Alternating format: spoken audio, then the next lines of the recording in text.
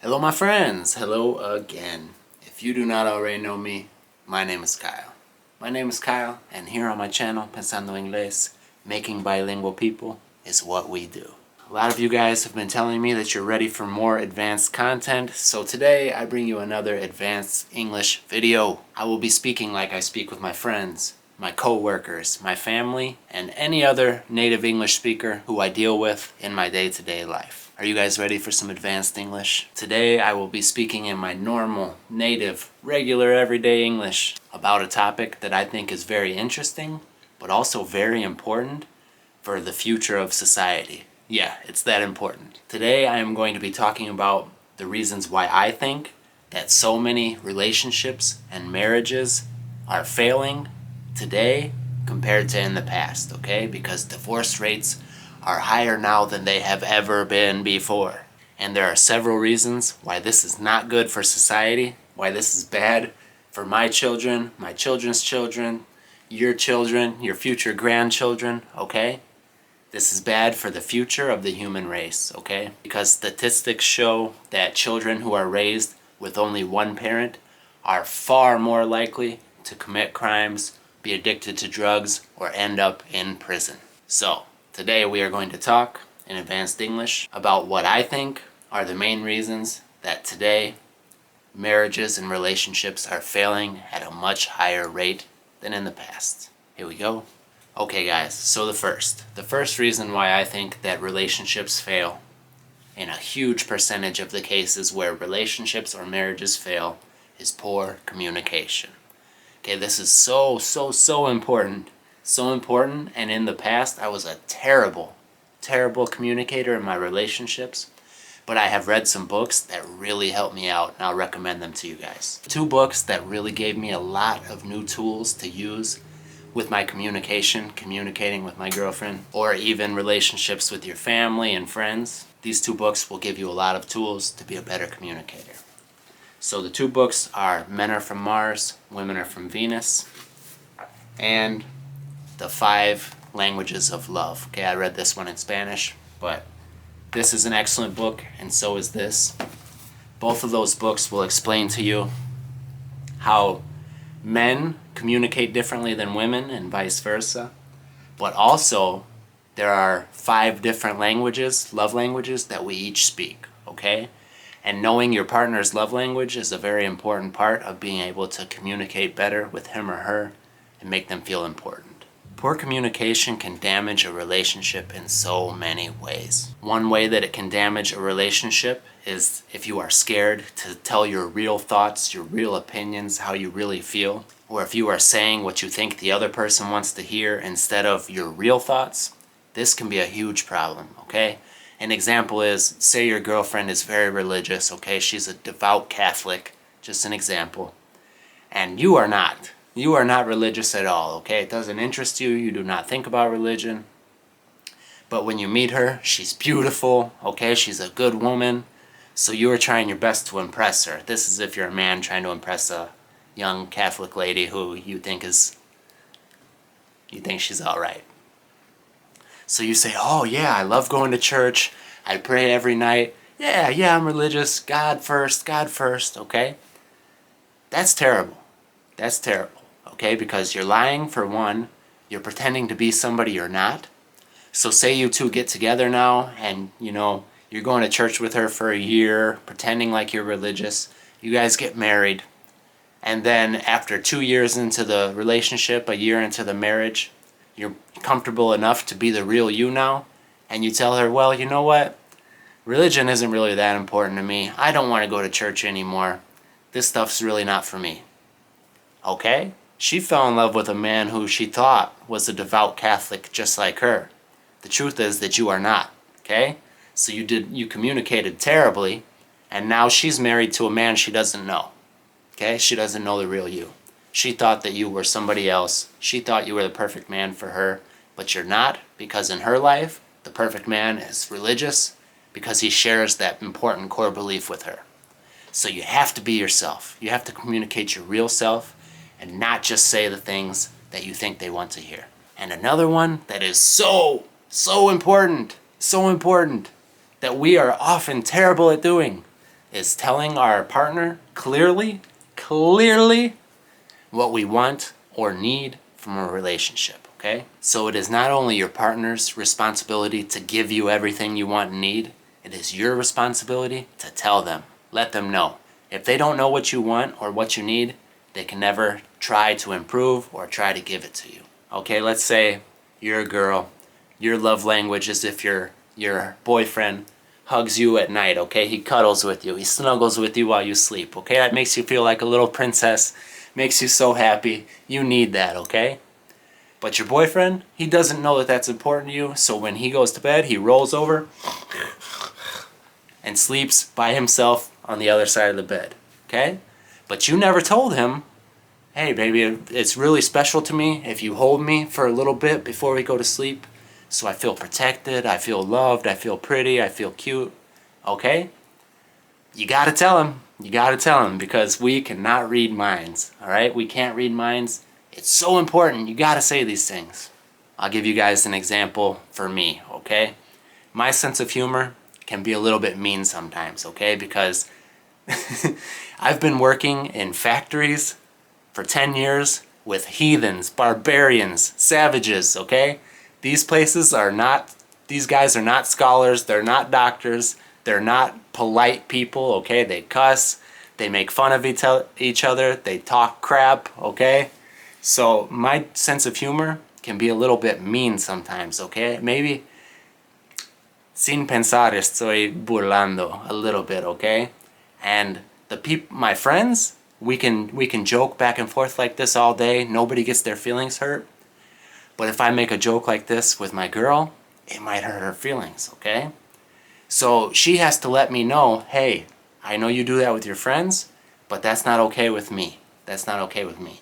And then because I care about her, I can make a mental note, okay, calm it down. Don't joke like that with her, because to me, it's just a joke. To her, it can really hurt her feelings, and it's important that I don't talk like that with her. Okay, so you have to let your partner know what you want, what you need, what is okay, and what is not okay within the relationship. If you do this, your relationship will be much more open, the communication will flow much easier, and you will have much less problems, much less fights. The next reason why so many marriages or relationships fail today, where they did not fail in the past, is today we have so many options. So many options. An example. Say the year is 1955, okay? We'll just say that you're a man or a 18-year-old boy in 1955, okay? And there's a cute girl in your town, in your city, okay? The cutest girl at school. All right, so this girl, her options are the guys that she went to school with, okay? And you're one of them. So your competition is maybe 5 other good-looking guys, football players, athletes, okay? But it's only 5 of them. There's probably only 5 other guys who that girl thinks are handsome in the school, okay? Because it's a small school, you live in a small city, so your competition is just you and 5 other dudes. So you have to be funnier, cooler, okay? Maybe in shape. You have to be a better option for her than 5 other guys, okay? Now, that's possible. It is possible for you to get that cute girl in your school. And then you might even marry her, have a family with her, and be happy for the next 50 years into the 2000s when everything goes down. So what has changed now since that scenario? Now, the cute 18-year-old girl at school has this. Okay, she has this. She has an Instagram on here. And there are guys from different states, different cities, different countries sending her messages. Hey, let me buy you a plane ticket. You could come fly over here. Or hey, I'll come visit you in your town. Okay, and these guys are millionaires, celebrities, whatever it may be. Okay, your competition in the 50s was 5 other guys at your school. Your competition today is guys from all over the world, all over the country, all over the state. And they have awesome pictures on their Instagram showing their cool cars, okay? Pretending like they're awesome. None of that crap's real on Instagram, guys. None of it's real. It's all fake. But the point is, you have so many more options, okay? So many more options. And if for some reason you get lucky and you get that cute girl from your town, you guys get married, the messages are not going to stop just because she's married, okay? These guys from other places do not care about you. So they're still sending your wife messages, okay? She's seeing these guys with cool profiles, sending her messages. Now she has temptations that a woman in the 50s would not have had, okay? It is also so much easier to find somebody new to have an affair with, to have a relationship with. All you have to do is download a dating app and you could have 5 different options lined up in a night, okay? Especially if you're a woman. It's so much easier for women. So the first time you and your husband have a big fight, it is so much easier to get on your phone and try and find somebody new who you think will treat you better, okay? Now in the 50s, if you wanted to find somebody new, you had to go out to clubs, pick up new hobbies, okay? Go walk around the store, the library, all right? It was hard. It was a lot harder to find somebody new.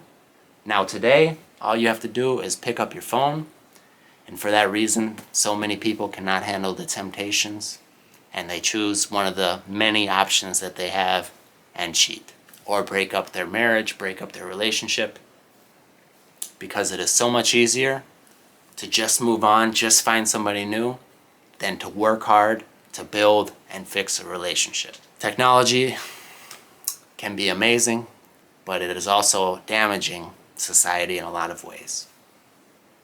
What are you gonna do? Number 3, the third reason why so many marriages and relationships are failing is because of money, or fights about money. Okay, now money has been around since the dawn of time. Money has been around for thousands of years. So why now is money causing more fights and more divorces or splitting up of marriages and families than it did in the past? So I heard a statistic that money, or fights over money, is the #1 cause of divorce here in the US. So why is that? Why is it that today people are divorcing over money, but in the past they were not? Well, I think that it's because of access to loans, okay? Like student loans, car loans, mortgages that you cannot afford, okay? So banks are giving out loans now at a much higher rate than they ever have to people who cannot afford them, okay? If you are a US citizen, you can tell the government, I want to go to college for liberal arts, okay? And they will give you a loan for $200,000 to the best liberal arts school in the country. So now you are $200,000 in debt, okay? When you graduate, you have a liberal arts degree and you realize, oh no, I just got a garbage degree. There are no good jobs for this degree, okay? So you take a job making $35,000 a year. So if you did not eat, you did not have a home, you did not have a car, you put every penny that you have into paying your loan, that would take you 3, 6, okay, something like 8 years to pay off your loan. And that is if you did not eat. That is if you did not have rent or mortgage. Okay, so the reality is, if you make $35,000, you are probably able to put $5,000 towards your loans. Okay? That's going to take you a long, long time. That's going to take you a long time, 60 years or something, to pay off this loan. Okay? So now people have student loans. They have loans on their cars because the car dealers are giving you loans on cars you cannot afford.